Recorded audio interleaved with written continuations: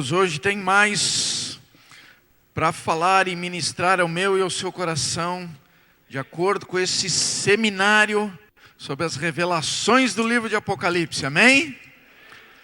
Então abra comigo aí, no livro de Apocalipse, no capítulo 1.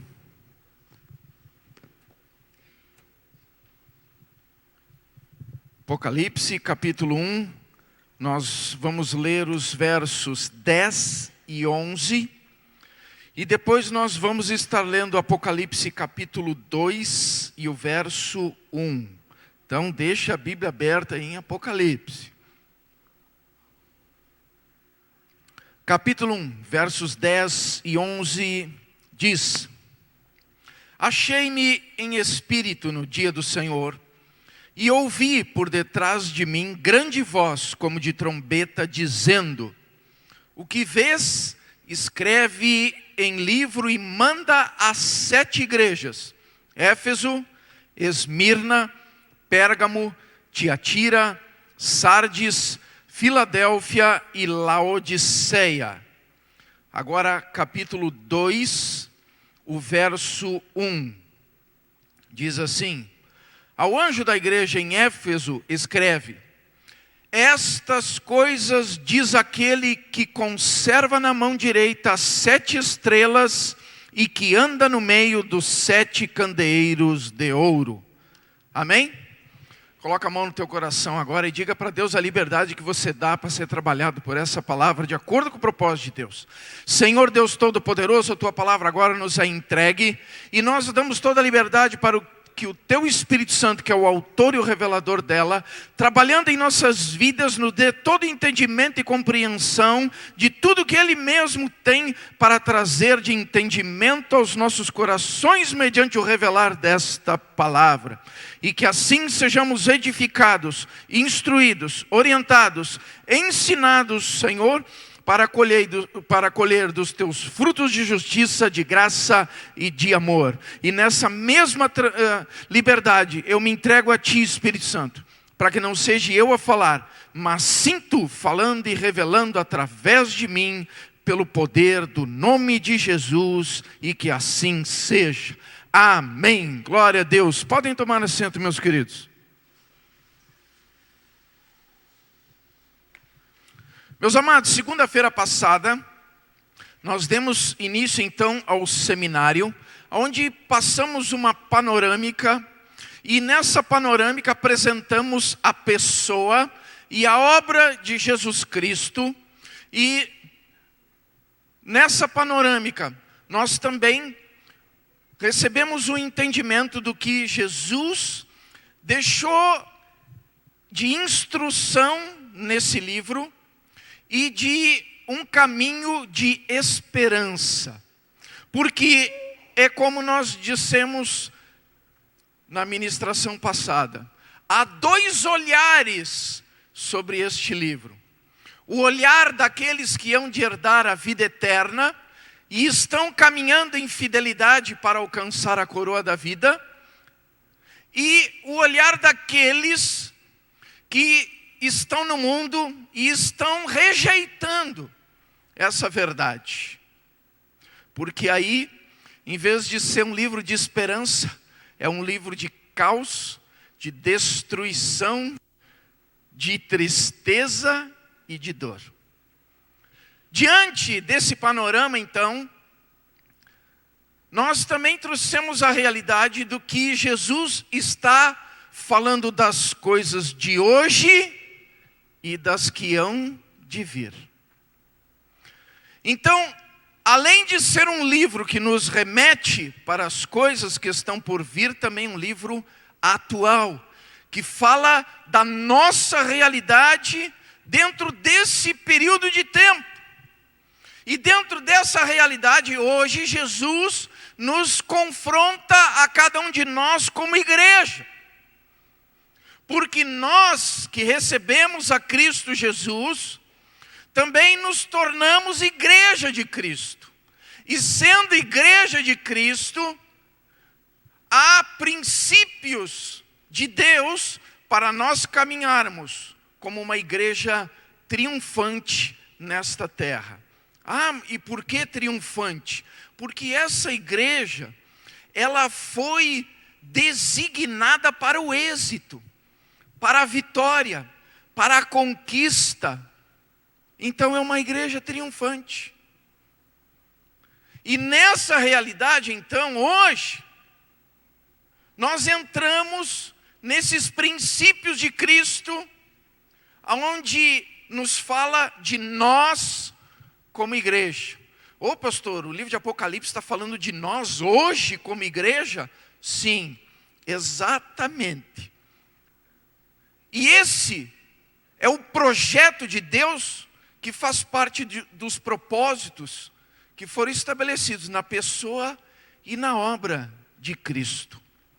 E se nós formos analisar, desde o princípio, Deus sempre estabeleceu que houvesse uma estrutura de comunhão, intimidade e relacionamento com o ser que Ele criou, com o homem, com o ser humano.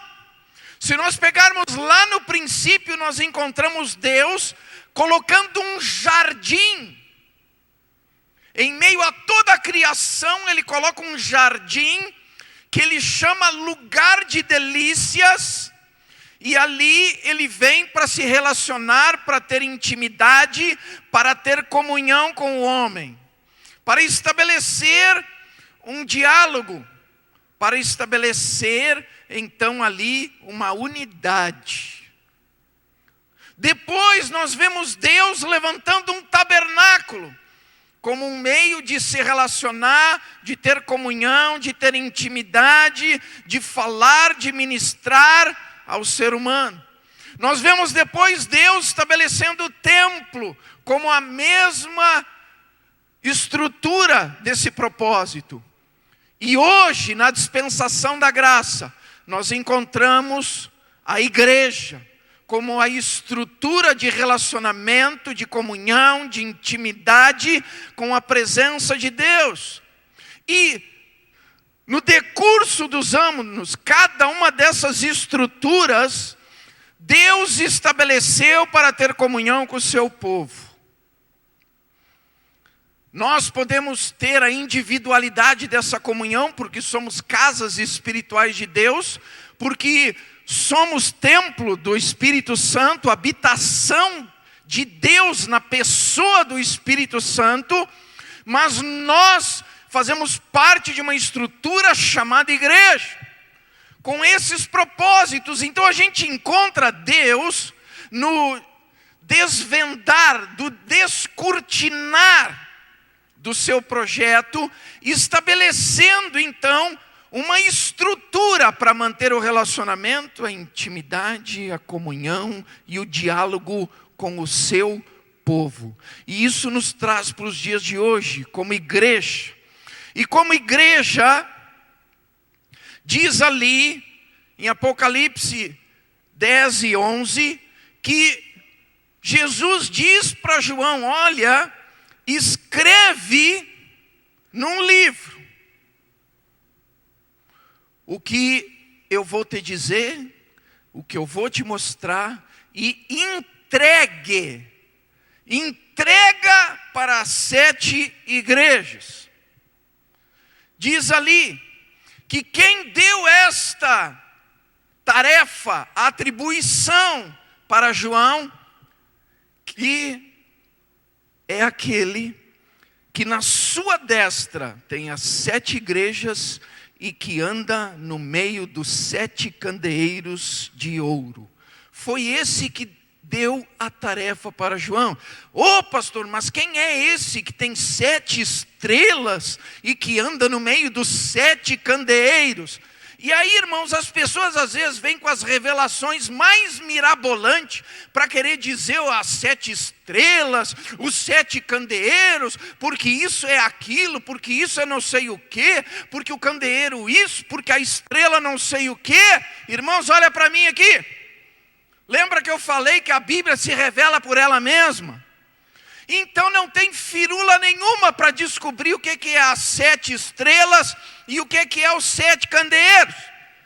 Como assim? Muito simples. Estão com a Bíblia aberta em Apocalipse?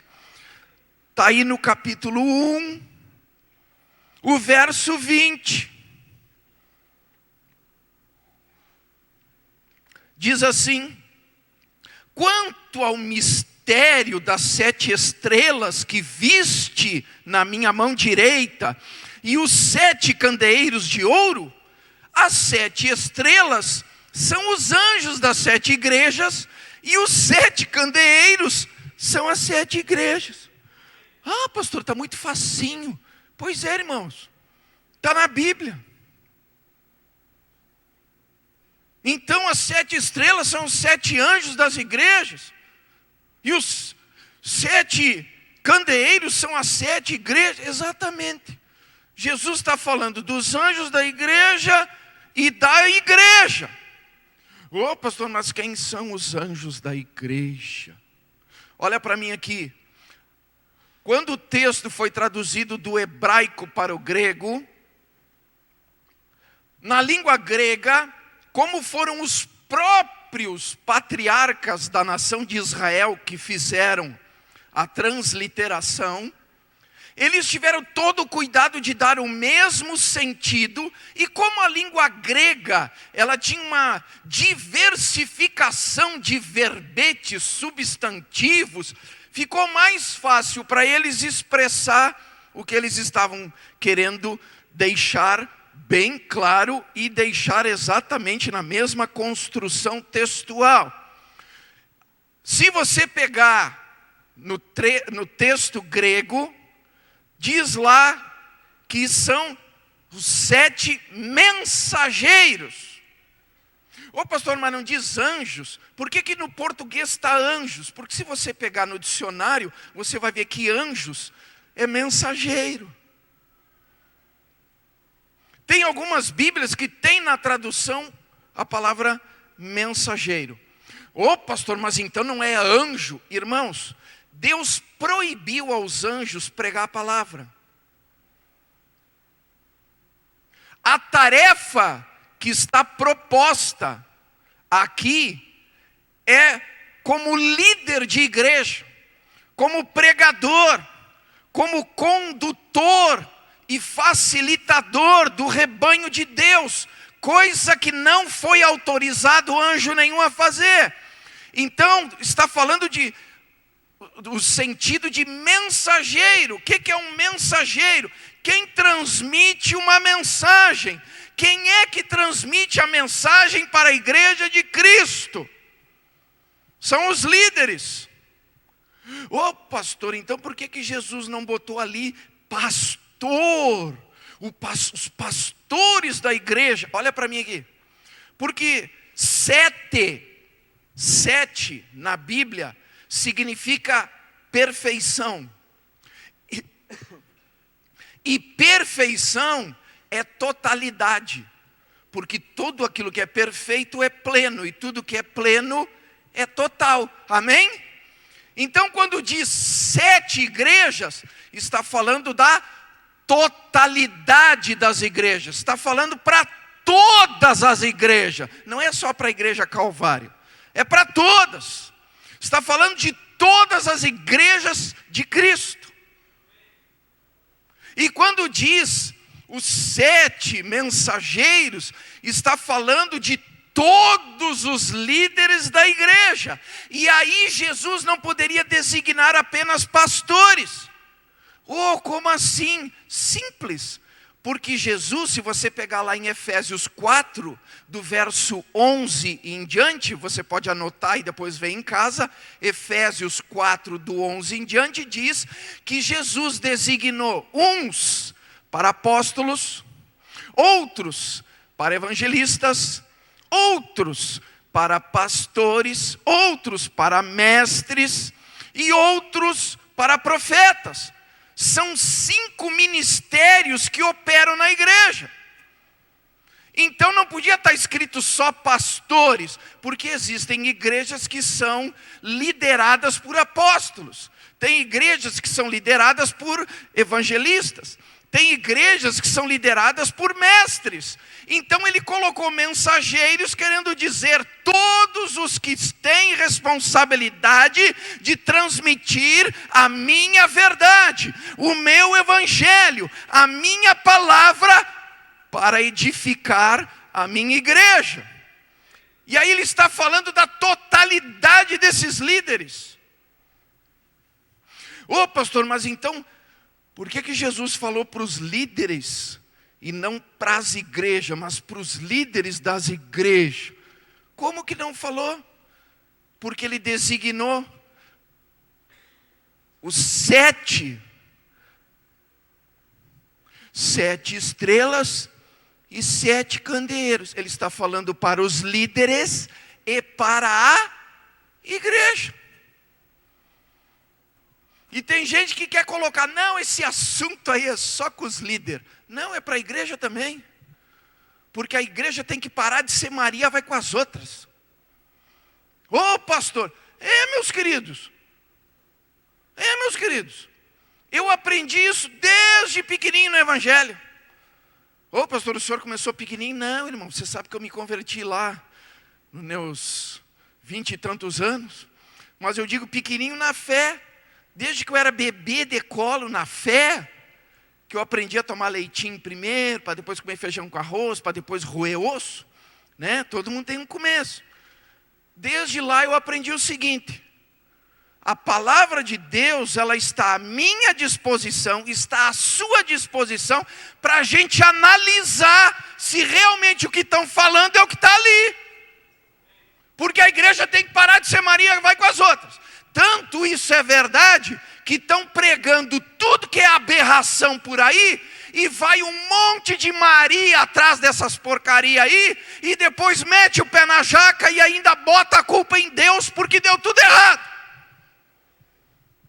Óbvio, o meu povo perece porque lhe falta o conhecimento. Agora, não é que falta porque não tem acesso, falta porque não tem vergonha na cara de ler a Bíblia todo dia. Estou falando coisa do outro mundo.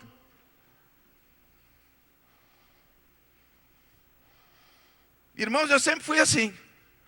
A pessoa ia lá e pregava, eu estava lá sentadinho na minha cadeira no banco, prestando atenção. Volta e meia tinha alguma coisa que não batia bem. Eu ia ver na Bíblia. Eu aprendi muito mais indo de atrás das respostas, sozinho na Bíblia, sozinho entre aspas, né? Que a gente ora, fala e pede revelação para o Espírito Santo. Ele é o nosso mestre, o nosso ensinador, né? Mas eu aprendi muito mais assim do que em qualquer outra situação. E eu, desde o início da minha trajetória, tudo que era lugar que ensinava a palavra de Deus dentro da igreja, eu estava ali. Escola bíblica, lá estava eu. Culto de ensino, lá estava eu. Instituto teológico, lá estava eu. Onde estavam ensinando a palavra? Seminário, vigília. Onde estavam ensinando a palavra? Congresso, estava eu lá. Então eu sempre digo assim, não é qualquer coisa que eu engulo. E a gente tem que aprender isso, irmãos. A responsabilidade não é só do líder. Nós temos que crescer na graça e no conhecimento. E essa tarefa é para todos. Essa tarefa é para a igreja. E é por isso que Jesus diz, estou lidando com os líderes e com toda a igreja. E toda a igreja é cada um de nós. Amém? E aí Jesus diz o seguinte. Primeira coisa, tudo que nós estamos tratando aqui hoje está no capítulo 2 e 3 de Apocalipse. Depois, se você quer ler em casa, eu aqui dei uma panorâmica geral, porque não dá para ficar debatendo ponto por ponto, senão não tem tempo. Olha lá o relógio, olha lá. Ó. Não está cooperando comigo o relógio. Tá? Mas está tudo em Apocalipse 2 e 3. Você pode chegar em casa, ler e conferir, para dizer, não, pastor Namur falou certo. Amém? Então ali, quando Jesus está falando para mim e para você nos dias de hoje, ele analisa a nossa característica como igreja. E nessa análise como igreja, ele diz assim: olha, eu conheço as tuas obras, o teu trabalho, a tua perseverança. Sei que não podes suportar os maus e que puseste à prova os que se dizem apóstolos e não o são, e os achastes mentirosos. E tens perseverança e por amor do meu nome sofreste e não desfaleceste.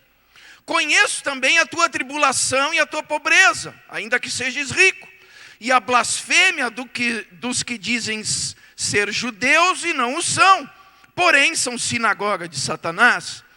Sei onde habitas, que é onde está o trono de Satanás, que é esse mundo.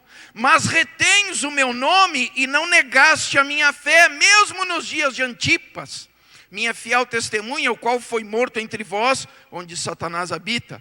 Conheço as tuas obras, o teu amor, a tua fé, o teu serviço, a tua perseverança, e sei que as tuas últimas obras são mais numerosas do que as primeiras. Conheço, portanto, essas obras que fazes, mas tens nome de que vives e está morto. Sim, tem tido pouca força, entretanto, tens guardado a minha palavra e não tem negado o meu nome. Por isso digo, conheço as tuas obras, mas hoje, que não és nem frio e nem quente, e sim morno, estou a ponto de vomitar-te da minha boca. Ô pastor, mas irmãos, é o que Jesus está falando para a igreja hoje. E sabe por que ele pode falar? Porque diz que ele está no meio dos 7 candeeiros. Os 7 candeeiros são as igrejas. São todas as igrejas. E ele anda no meio de todas as igrejas. Assim como ele está andando no meio aqui de nós hoje, agora, aqui, nesse momento. E ele conhece o coração de cada um de nós. E conhece a nossa intenção. E aí ele diz: olha, eu sei que tem se esforçado, que tem batalhado, que tem lutado, tem enfrentado tribulação, sei que tem procurado guardar o meu nome, sei que tem procurado testemunhar de mim, sei que tem procurado fazer o teu melhor diante das circunstâncias, das coisas, mas olha, precisa melhorar. Ô pastor, irmãos, nós sempre precisamos melhorar. Porque a proposta de Jesus foi a seguinte: conhecer e prosseguir em conhecer. É uma situação progressiva, ou seja, sempre tem um desafio novo para mim continuar avançando, crescendo e cada vez buscando maior conhecimento. É ascendente a situação. Não é para nós ficar parado, não é para ficar estático. Tem gente que até os gominhos, né? Está marcado aí no assento da cadeira, porque só senta ali, sempre ali, com a mesma visão, porque não quer crescer. E o desafio de nós como igreja é sempre crescer.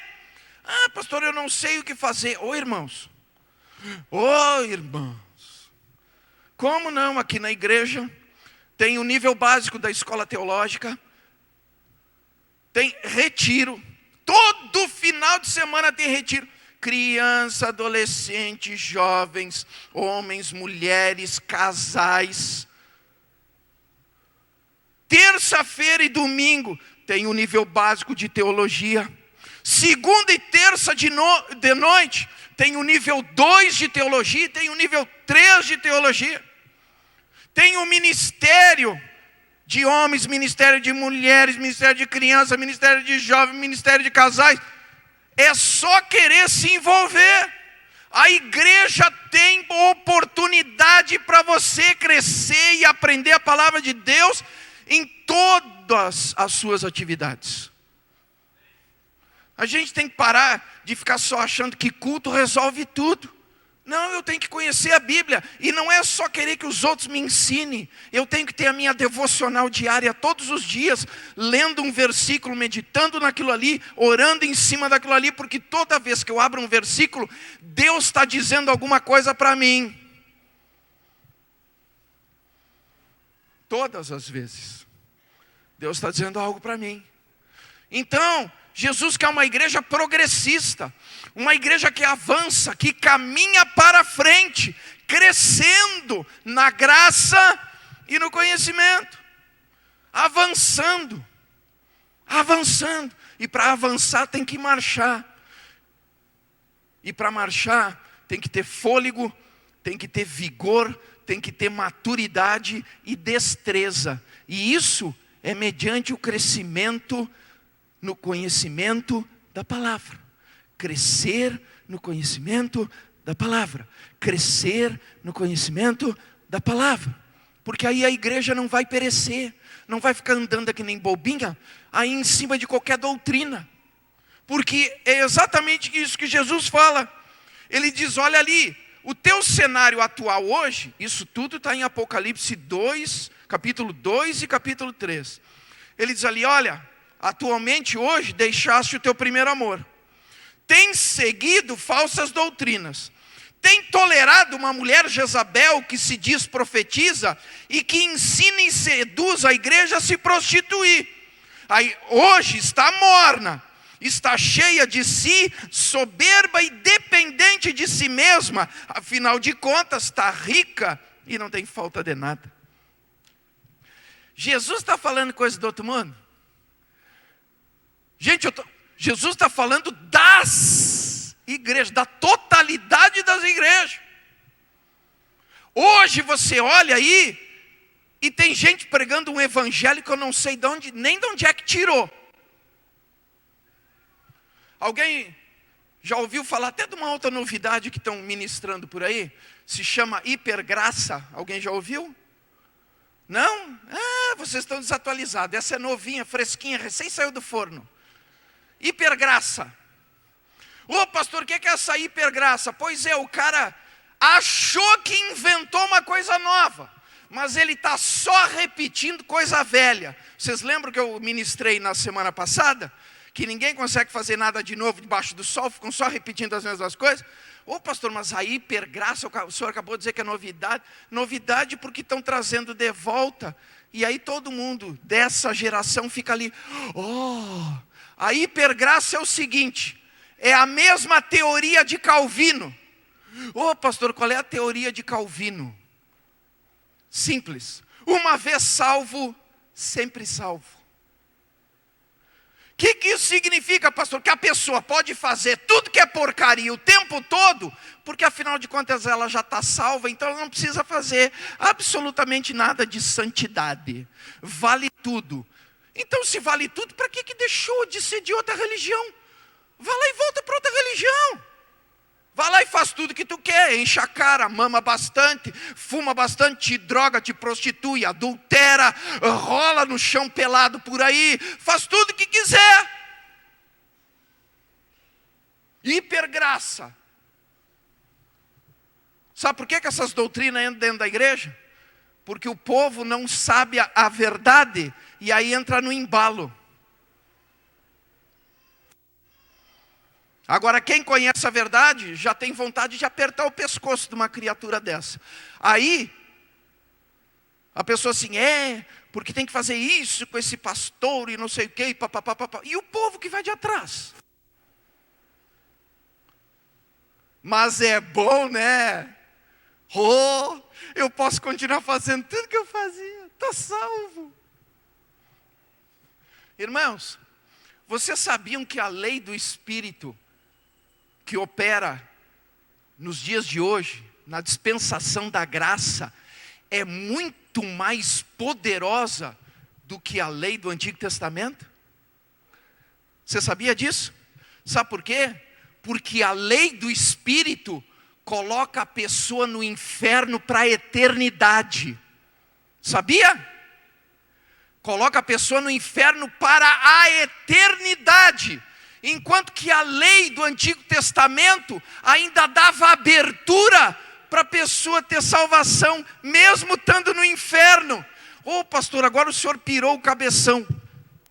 Irmãos, pega lá nas epístolas de Pedro, é 1 Pedro, que diz que Jesus desceu à mansão dos mortos para pregar aos cativos que estavam lá. Quem eram os cativos que estavam lá? Todos os que morreram sob a lei de Moisés. Ô pastor, então o senhor está dizendo que Jesus foi lá, mesmo depois dele ter desobedecido toda a lei, e ainda deu graça para eles, e eles foram salvos? Estou afirmando, porque a Bíblia afirma. Só que, irmãos, pega essa agora. Quando iniciou a dispensação da graça, com a ressurreição de Jesus, todo mundo que vai para o inferno não tem outra oportunidade. Qual é a lei mais poderosa? A que tinha ainda remissão ou a que é definitiva? Aí tem gente aí brincando? Tem gente brincando de ser crente? Porque eu não vou chamar de cristão, porque cristão é seguidor de Jesus Cristo.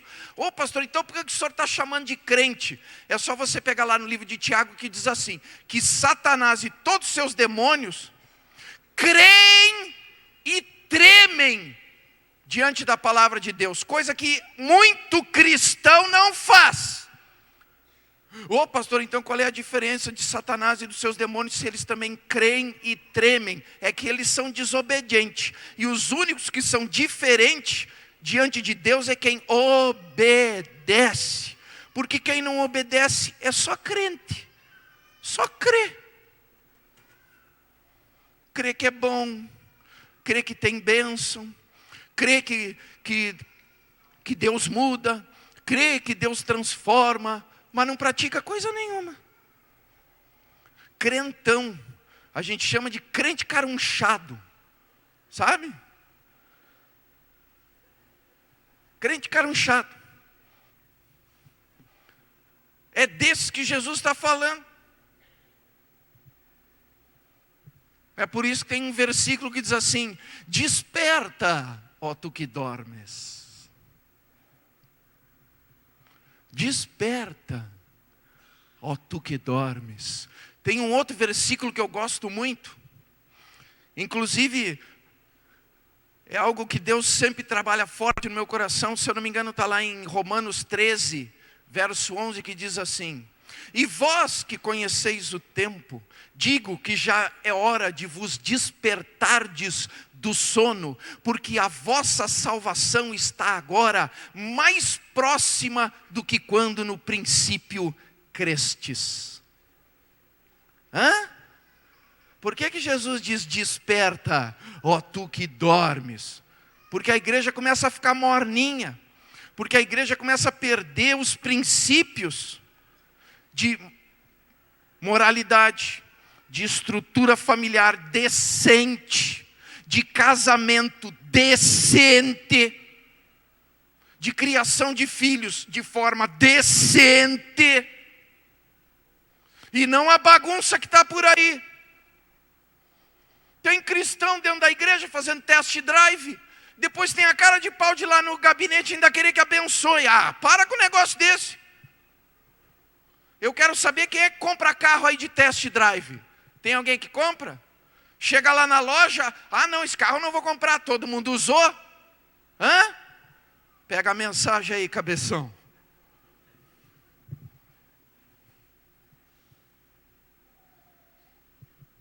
É disso que Jesus está falando. De uma igreja que precisa de mudança. Por isso que ele diz ali: lembra-te, pois, de onde caístes. Arrepende-te e pratica as primeiras obras. Lembra-te, portanto, do que tens recebido e ouvido, e guarda. E aí ele dá um conselho: aconselho-te que de mim compres ouro refinado no fogo, para que te enriqueças, e vestes brancas para que te vistas, e não seja manifesta a vergonha da tua nudez, e colírio a fim de ungires os teus olhos, para que vejas. Jesus está advertindo que nós temos que ter mudança, transformação de vida, porque Ele nos chamou não para nós ser a mesma pessoa, mas Ele nos chamou para nós sermos pessoas melhores. Ele nos escolheu para que a gente dê fruto. Frutos que sejam agradáveis a Deus. Fruto de justiça, de paz, frutos de moralidade, frutos de santidade, frutos de retidão. Frutos presentes na nossa vida de convergência. Eu era, não sou mais. Essa é a proposta para a igreja. Uma igreja que cresce, que avança, que desenvolve na fé e no conhecimento da palavra. Uma igreja que avança como um exército poderoso sobre a terra, conquistando os objetivos. Que objetivo, pastor? Salvar a alma dos perdidos. Agora, irmãos, tem gente que não consegue salvar nem as almas dentro de casa. Oh, como assim, pastor? Já me veio aqui até umas... Nem vou falar, só vou falar uma. A esposa chegou para mim desesperada, queria que eu falasse com o marido dela. Porque o marido dela estava num ponto assim que nem deixava mais ela vir na igreja. E aí quando a gente ouve a mulher falar, a gente já fica meio irado assim, vou pegar esse homem pelo pescoço, ele vai ver, vou dar um nó nele, né? Vou botar ele no zi. Aí quando você recebe o homem e ele conta ao lado dele, aí você descobre quem é a treva. Aí você descobre porque que ele não quer aceitar Jesus.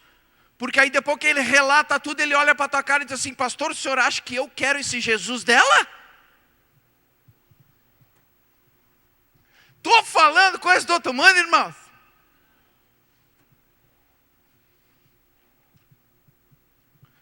Jesus disse assim, sede minhas testemunhas. Sede meus imitadores, diz Paulo, como eu sou de Cristo. Irmãos, qual é o Jesus que as pessoas veem na nossa vida? É um Jesus que elas ficam extasiadas para também ter na delas?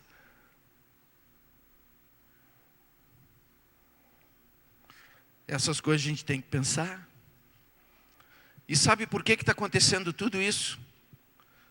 Porque hoje, a igreja de Cristo está mais preocupada com os benefícios do que com os deveres.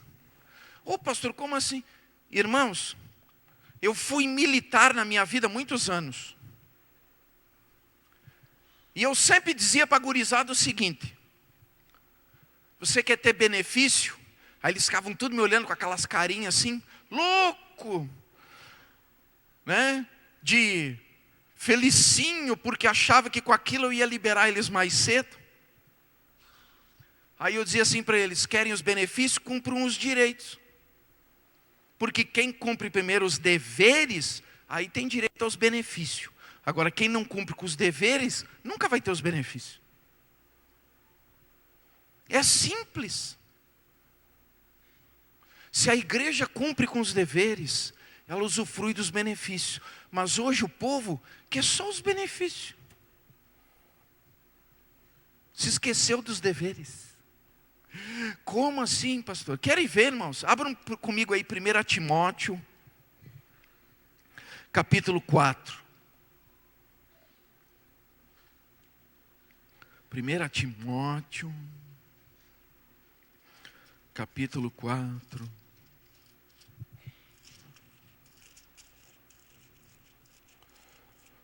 É o verso 1 e 2. 4, 1 e 2, diz assim: ora, o Espírito afirma expressamente que nos últimos tempos, alguns apostatarão da fé por obedecerem a espíritos enganadores e a ensinos de demônios, pela hipocrisia dos que falam mentiras e que têm cauterizada a própria consciência. Vou repetir. Ora, o Espírito, que Espírito, pastor? O Espírito Santo, o Espírito de Deus afirma expressamente que nos últimos tempos, hoje, alguns apostatarão da fé. Pastor, o que é apostatar? É desertar da fé. Pastor, mas deserção é forte.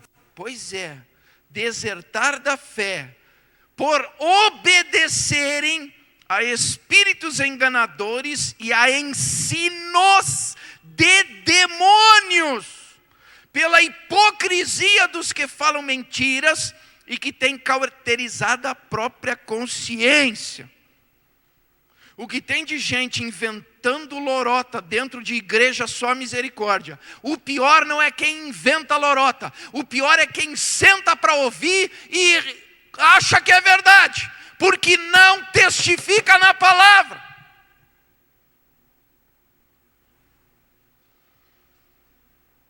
Porque não testifica na palavra. Irmãos, tem que ter respeito pela igreja, irmãos. E quem é líder de igreja tem que ter comprometimento. Pode ver o pastor Gilmar, muitas vezes as pessoas, pastor, por que o senhor não traz o fulano e Beltrano? Porque o pastor Gilmar tem um coração no altar de Deus e ele é comprometido com esse altar. Ele não deixa qualquer um subir aqui, não. Eu sei e afirmo isso para vocês, porque eu conheço isso dele. Não sobe qualquer um aqui. Se subiu aqui, é porque ele tem convicção de que é homem de Deus.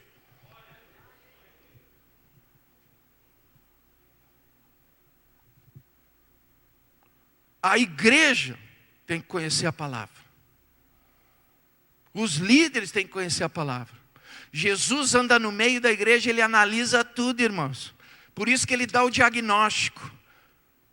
E é em cima dessas coisas que se cria a doutrina errada. Doutrina do oba-oba. Teologia da prosperidade. Tem as pessoas colocando a fé em amuleto. Pastor, amuleto é bugiganga de não sei o que, é cruzinha de não sei o que, é baú de não sei o que. Devia de botar ele dentro do baú.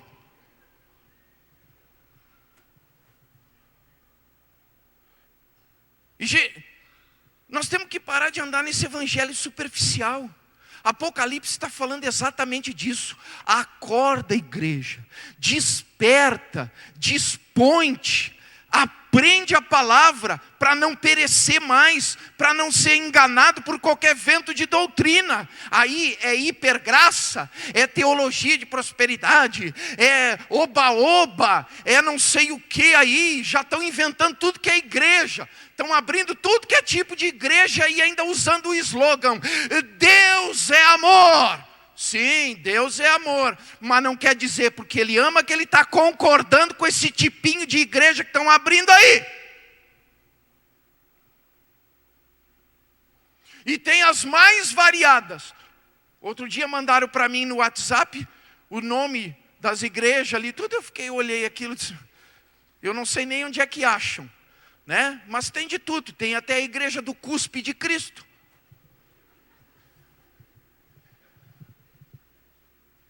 Eu fico imaginando o pastor cuspindo na cara de cada um na fila na hora da oração. Agora, irmãos, o que é pior? Quem gospe ou quem acha que está certo levar cuspida? Misericórdia. E tem umas outras igrejas meia maluca que estão abrindo aí. Pode abrir igreja que quiser. Irmãos, Deus, Ele não tira o livre-arbítrio de ninguém. Só que pelo fato dele dar a liberdade da pessoa expressar o seu livre-arbítrio e viver o seu livre-arbítrio, não quer dizer que ele concorda com as coisas.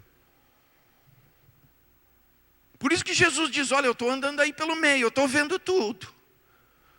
Ô pastor, mas né, Deus ama, mas você sabe qual é o alicerce que é construído o amor de Deus? Tem um nome esse alicerce: justiça. Porque não existe amor sem justiça. Não existe.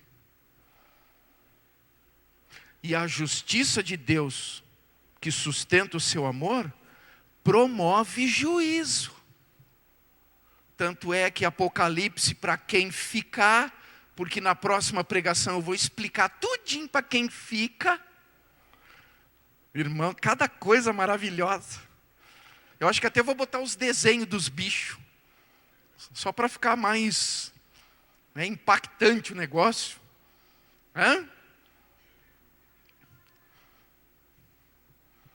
Mas é assim, irmãos. A justiça promove o amor, mas também promove o juízo. Porque amor sem justiça é injusto. Amém? Abram aí 2 Timóteo 4, 13 e 4. 2 Timóteo 4, 3 e 4. Diz assim: pois haverá tempo em que não suportarão a sã doutrina. Pelo contrário, cercar-se-ão de mestres segundo as suas próprias cobiças, como que sentindo coceira nos ouvidos. E se recusarão a dar ouvidos à verdade, entregando-se às fábulas. Vou ler de novo. Pois haverá tempo, hoje, em que não suportarão a sã doutrina. Pelo contrário, cercar-se-ão de mestres segundo as suas próprias cobiças, como que sentindo coceira nos ouvidos, e se recusarão a dar ouvidos à verdade, entregando-se às fábulas. O que é fábula? Mito, lenda, narração de coisas imaginárias, ficção. E o que tem mais por aí é gente procurando mito, fábula. Tem até um versículo que diz assim: não vos deixeis se envolver por fábulas, e ainda diz assim, de velhas caducas. Ô pastor, velha caduca. É, porque velha caduca adora inventar coisa. Adora inventar coisa. Não é verdade? As pessoas estão como que sentindo coceira nos ouvidos, querem procurar coisa que lhe agrade. Ô pastor, ei irmãos, é verdade. É verdade. Você sabe que eu glorifico a Deus a vida de cada um de vocês? Eu sempre digo para minha esposa quando eu chego em casa, e aí namoro, como é que foi a pregação? Eu disse, olha, eu tentei começar na motivação, mas depois a ripa pegou. Aí ela já começa a rir. Mas e aí os irmãos? Não, estavam lá firme orando e buscando a Deus. Eu glorifico a Deus pela vida de vocês, porque não é qualquer um que gosta de ouvir a verdade para ter oportunidade de ter uma mudança verdadeira de vida. Não é qualquer um. Agora tem um monte de gente por aí procurando tudo que é tipo de coisa de oba-oba. Tem um monte de gente procurando amuleto para se agarrar.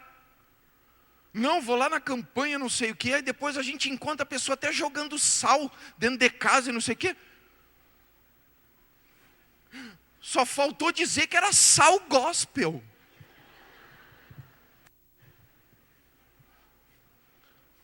Para, né, irmãos? Hoje em dia tudo é gospel, né? É balada gospel. Rave gospel. Evento gospel.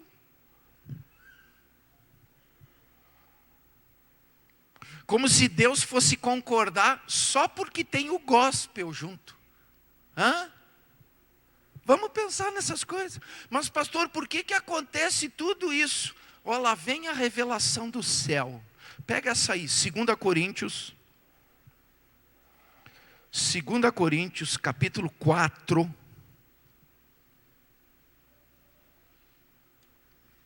Os versos 3 e 4. 2 Coríntios 4, versos 3 e 4. Diz assim: mas, se o nosso evangelho ainda está encoberto, é para os que se perdem que está encoberto, nos quais o Deus deste século cegou o entendimento dos incrédulos, para que lhes não resplandeça a luz do evangelho da glória de Cristo, o qual é a imagem de Deus. Irmãos, você sabe o que é entendimento? Entendimento é a faculdade de compreender, de pensar ou de conhecer. Mas pastor, a faculdade de compreender, de pensar ou de conhecer pode ficar cega? Tem olhos esse negócio? Não, irmãos. Não. Então como é que é possível cegar o entendimento? Olha para mim aqui. A Bíblia tem um versículo que diz assim, que a feitiçaria é como pecado de rebeldia. Alguém já ouviu esse versículo? A feitiçaria é como pecado de rebeldia. O que significa isso? Como é que a feitiçaria promove rebeldia? Porque a palavra rebeldia significa opor-se a. É você se opor a alguma coisa. Se a rebeldia é como o pecado de feitiçaria, e isso está direcionado à pessoa de Deus, significa que é alguém que está se rebelando, se opondo a Deus. E se a pessoa está se opondo a Deus, significa que ela está indo contra os princípios de Deus. E Deus toma isso como feitiçaria. Ah, mas feitiçaria, pastor, é fazer aquelas coisas horríveis, botar lá no meio da rua, é fazer não sei o que de magia negra, papapá. Não, a feitiçaria que a Bíblia está falando é a respeito dos olhos. Oh, pastor, como assim? Os olhos, porque a concupiscência dos olhos é lascívia. Lascívia significa sedução. A sedução é por aquilo que você olha, por aquilo que você vê, por aquilo que desperta a tua cobiça. E isso faz você se opor a Deus. Como assim? Porque, irmãos, através dos meus olhos vêm as informações que geram um pensamento, e esse pensamento gera um comportamento. Então tudo tem a ver com a maneira com que eu olho. Como assim? Irmãos, olha para mim aqui. Lá no jardim do Éden, estava Adão e Eva e tinha uma árvore, a qual Deus diz assim: não comam do fruto desta árvore, porque do dia que comerem desse fruto vocês vão morrer. Certo? O que acontece ali? Adão e Eva estavam sei lá quanto tempo dentro do jardim. Eles passavam por aquela árvore, eles olhavam para aquela árvore, eles olhavam para aquele fruto e não estavam nem aí. Estava tudo em ordem.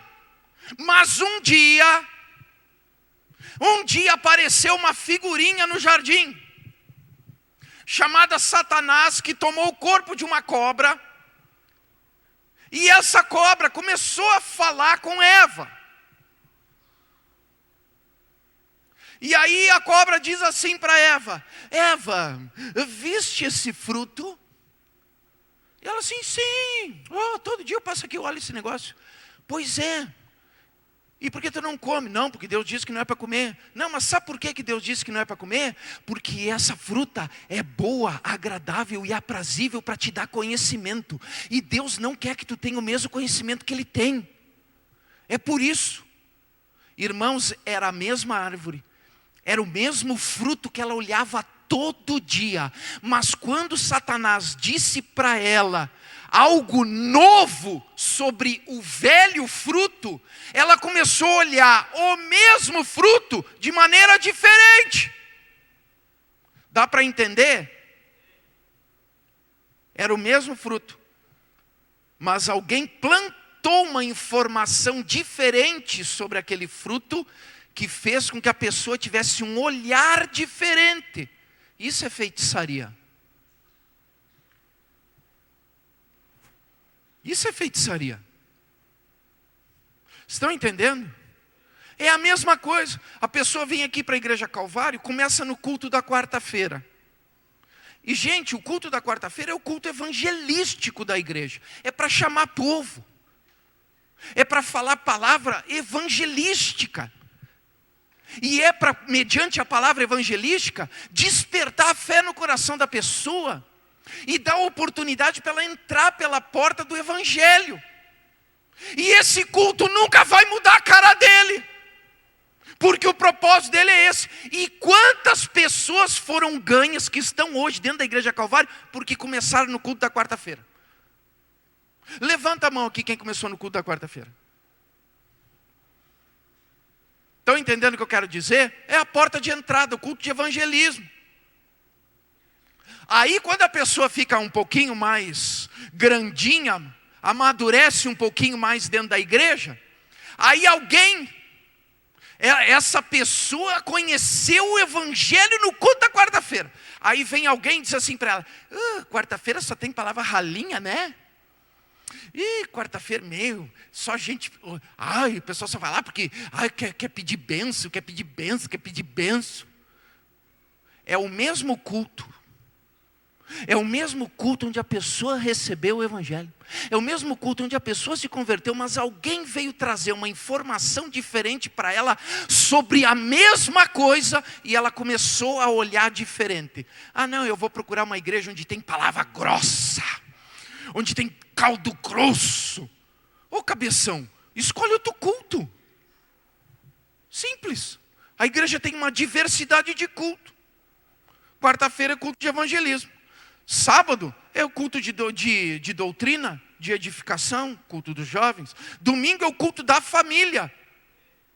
É o culto da família. Segunda-feira é o culto que todo mundo sai marcadinho e feliz. Então tem para todos os gostos.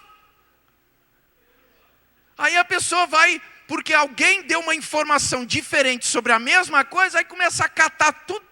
Eu vou procurar outra igreja que tenha palavra mais assim. Aqui dentro mesmo tem. É só você saber escolher.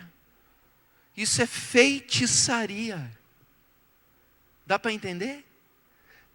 É você receber uma informação diferente sobre a mesma coisa, para você ter um olhar diferente sobre aquilo que você sempre viu de um jeito.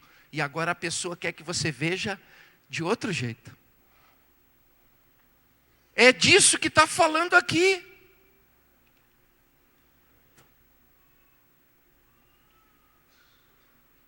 Cegou o entendimento dos incrédulos, para que não lhes resplandeça a luz do evangelho da glória de Cristo. Irmãos, Apocalipse 2 e 3 nos coloca dentro dessa realidade. Quem eu sou hoje como igreja, como eu estou hoje como igreja de Cristo, como eu estou caminhando como igreja de Cristo, porque Cristo deixou promessa para a igreja, para começar, que Ele nos chama de sua noiva. Olha a importância que nós temos. Ele nos chama como a noiva do Cordeiro. Olha a importância. Então nós temos que acordar e entender que o que Apocalipse revela para mim e para você hoje é para nos colocar de novo no prumo. É nós voltar para o primeiro amor, a essência do evangelho que nos motivou a estar com Cristo, andar com Cristo e partilhar Cristo. É nós nos arrepender das coisas que deixamos fazer parte do nosso dia a dia, que nos tira da graça e da presença de Deus, porque promove feitiçaria na nossa vida, engano, enredo, fábula de velha caduca. Porque hoje, irmãos, tem muita igreja pregando aí coisa que vale tudo. Não vale não. Jesus disse: quem for fiel até o fim vai receber a coroa. Fiel a quê? A esta verdade aqui. Não é doutrina de Balaão. Não é falsas doutrinas que tem por aí, pregando aí, per graça aí, que tudo pode, tudo é possível.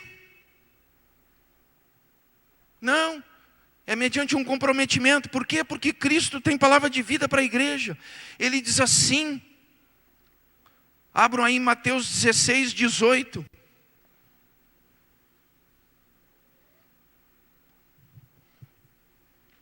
Mateus 16, 18. Pois também eu te digo que tu és pedra, e sobre esta pedra edificarei a minha igreja, e as portas do inferno não prevalecerão contra a igreja, diz Jesus.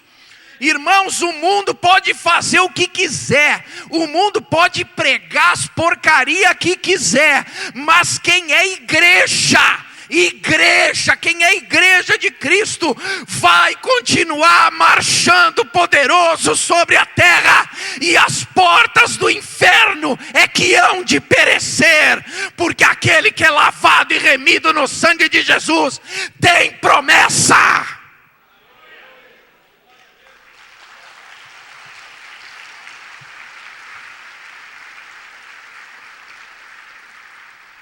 Ô pastor, mas nós vamos marchar contra as portas do inferno. Irmãos, qual é a única porta que impede alguém de entrar?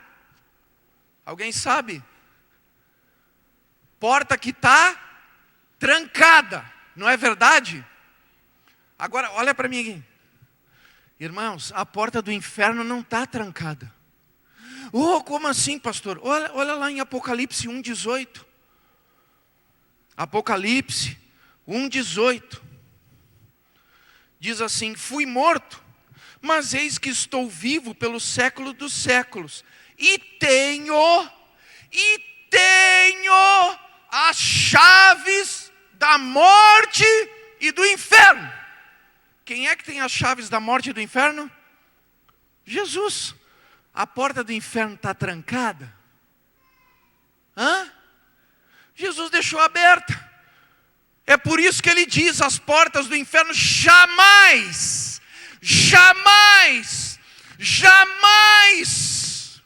prevalecerão contra a igreja. Não tem tranca. É só a igreja avançar que quem vai recuar é o inferno. Porque poderoso é a igreja de Cristo sobre a terra. Porque o cabeça dela é Jesus Cristo. E é por isso que ele disse o seguinte: para a igreja que avança, para a igreja que segue os seus princípios, para a igreja que se mantém firme, fiel, para a igreja que marcha adiante, tendo ele como autor e consumador da sua fé, e os seus olhos nele permanecem nessa condição. A igreja que mantém-se de acordo com o conhecimento da palavra nos princípios de Deus. A igreja que caminha soberana e triunfante sobre a terra. Ele diz assim: ao que vencer, dar-lhe-ei a comer da árvore da vida que está no paraíso de Deus. O que vencer, de modo algum sofrerá o dano da segunda morte. Ao que vencer, darei do maná escondido, e lhe darei uma pedra branca, e na pedra um novo nome escrito, o qual ninguém conhece, senão aquele que o recebe. Ao que vencer e ao que guardar as minhas obras até o fim, eu lhe darei oportunidade sobre as nações, e com vara de ferro as regerá, quebrando-as do modo como são quebrados os vasos do olheiro. Assim como eu recebi a autoridade do meu Pai, também lhe darei a estrela da manhã. O que vencer será assim vestido de vestes brancas, de maneira nenhuma arriscarei o seu nome do livro da vida. Antes o confessarei diante de meu Pai e diante dos anjos. A que vencer, eu o farei coluna do templo do meu Deus, donde jamais sairá, e escreverei sobre ele o nome do meu Deus, e o nome da cidade do meu Deus, a nova Jerusalém, que desce do céu, da parte do meu Deus, e também o meu novo nome. Ao que vencer, eu lhe concederei que se assente comigo no meu trono. Essa é a igreja triunfante. Essa é a igreja triunfante, que Cristo dá essas promessas. E Ele diz para mim e para você: quero que no fim de tudo, se assentem comigo no meu trono. Apocalipse é o livro de esperança. Apocalipse revela uma igreja que tem toda a oportunidade de triunfar e de chegar no lugar onde Jesus preparou, se assentar com Ele no seu trono, porque Ele recebe a sua noiva assim. E a sua noiva somos eu e você. É disso que Apocalipse está falando, para nós nos mantermos fiéis, para nós nos mantermos dignos, para nós nos mantermos em santidade, porque vale a pena, por aquilo que nos está proposto em Cristo Jesus. Fique de pé, feche teus olhos, e diante daquilo que Deus falou e ministrou ao nosso coração, que a gente possa ter uma nova postura hoje como igreja. Porque, irmãos, todos os dias eu me revejo. Todos os dias. Todos os dias que Deus me dá uma nova oportunidade, eu paro para me rever como filho de Deus. E eu mesmo me pergunto, se eu fosse o meu pai, eu estaria com alegria e prazer com as coisas que eu estou fazendo? E olha, irmãos, eu vou ser sincero para vocês, de vez em quando a resposta é não. E quando a resposta é não, eu vou procurar o meio de melhorar, de mudar aquela situação que eu preciso mudar, de ser diferente, porque a cada dia a palavra traz uma novidade, e diante das novidades, uma oportunidade de mudança, de transformação e de crescimento, para ser melhor diante de Deus. Nós vamos estar adorando a Deus agora, e que cada um possa meditar no seu coração: quem eu sou hoje como igreja? Como eu estou vivendo este evangelho? E de que maneira estou colocando em prática esse evangelho na minha vida? Deus pode olhar para mim e dizer o que Ele disse para Jesus: tenho prazer em ti. Porque aquele que está aqui e anda aqui no nosso meio é fiel e justo para nos perdoar de todos os pecados, para mudar a história da nossa vida, para nos dar um novo momento, um novo começo, para abrir uma nova porta. Porque o desafio dele é que a cada manhã a gente viva novidade. E o viver em novidade é fazer diferente do que eu fiz ontem, é não errar no que eu errei ontem, é melhorar naquilo que eu podia, naquilo que eu posso, diante do que eu fui ontem. Esse é o desafio. E é por isso que ele diz: prossiga para o alvo. Porque Cristo espera eu e você como igreja, como noiva, para se assentar com Ele no trono da glória.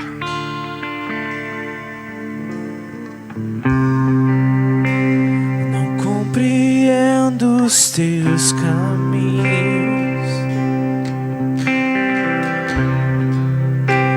mas te darei a minha canção. Doce minhas palavras te darei.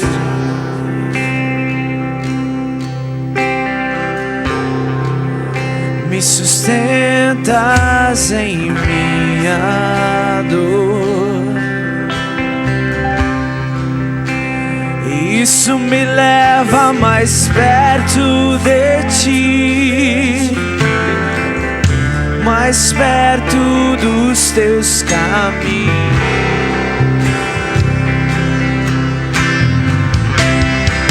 E ao redor de cada esquina, em cima de cada montanha, eu não procuro por coroas ou pelas águas das fontes. Desesperado eu te busco, frenético acredito que a visão da tua face é tudo que eu preciso.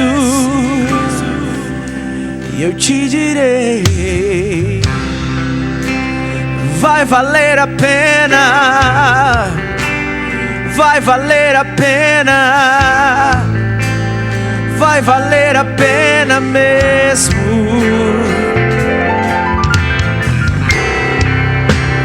Vai valer a pena, vai valer a pena, vai valer a pena. Eu sei que vai, eu sei que vai. Quando o grande dia chegar, quando o grande dia chegar, eu irei. Quando o grande dia chegar, eu cantarei, eu cantarei, eu cantarei.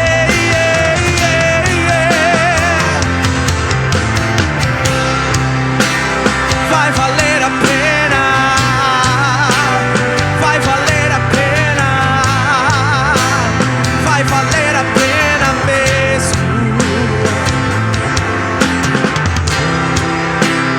Vai valer a pena,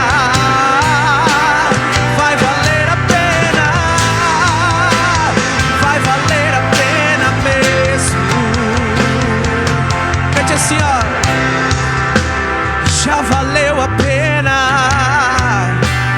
já valeu a pena, já valeu a pena, Senhor. Já valeu a pena,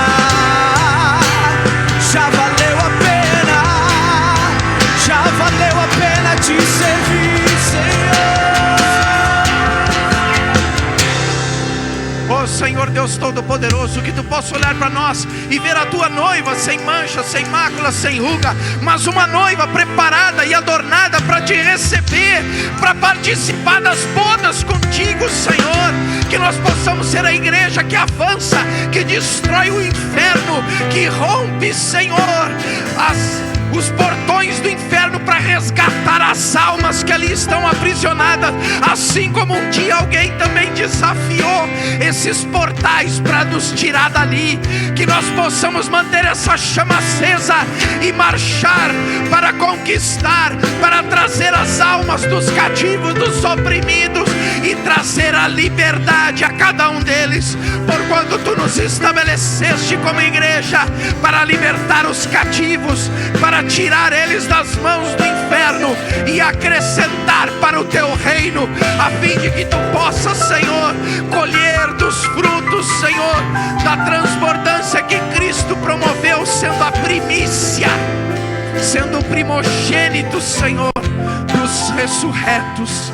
E em nome de Jesus, Pai, que possamos habitar contigo mediante esses princípios, que nós não venhamos a esquecer, mas venhamos sim pagar o preço, como tu diz, sede fiéis até o fim. Que possamos chegar com fidelidade para fazer, Senhor, jus a coroa da glória que nos está proposta, como tua noiva, como a igreja que chega poderosa, triunfante, que é o que tu espera de nós. Que essa postura, sim, Senhor, no desperte hoje para essa realidade, porque Cristo deixou essa palavra para nós hoje, a fim de que possamos despertar como igreja e assim nos posicionar para colhermos da tua justiça, da tua graça, do teu amor e, cumprindo com os nossos deveres, participar de todos os teus benefícios, não só na nossa vida, mas sobre a nossa família, sobre o nosso lar, sobre cada atividade em que nós exercemos. Em tudo a tua glória seja manifesta e o resplandecer dela bem presente em cada uma de nossas vidas, como testemunho da tua fidelidade, do teu amor, da tua obra, em nome de Jesus. Amém. Aplauda, glorifique esse Deus. Oh, aleluia.